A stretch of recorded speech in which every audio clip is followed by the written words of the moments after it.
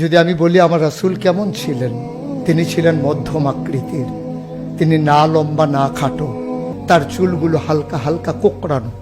তিনি কখনো বা যখন চুলের ভিতরে তৈল দিয়ে আছড়াতেন, অবাক বিস্ময়ে মানুষ তাকিয়ে দেখতেন, মনে হতো চুলের মাঝে যেন মৃদুমন্দ ঢেউ দেখা যায়।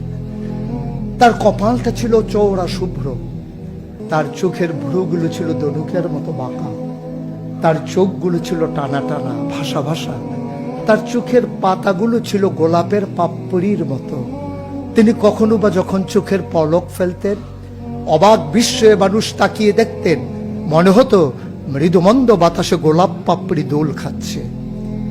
তার চোখের সাদা অংশ ছিল রক্তিমাভ সাদা, কালো অংশ ছিল তার কৃষ্ণ কালো। তার ঠোঁটগুলো ছিল গোলাপি রঙের, তার নাকটা ছিল খাড়া, ছিদ্রগুলো ছিল ছোট ছোট, নাকের নিচেই ঠোঁটের উপরে ছিল চিকন সরু গোঁফ।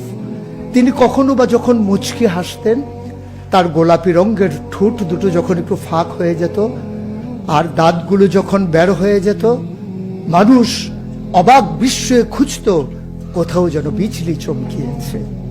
সুতরাং যার কোনো তুলনা হয় না, তুলনা মেলা ভার, জুড়ি মেলা ভার, এ আমার নবী, এ আমাদের নবী, আমাদের গর্ভের নবী।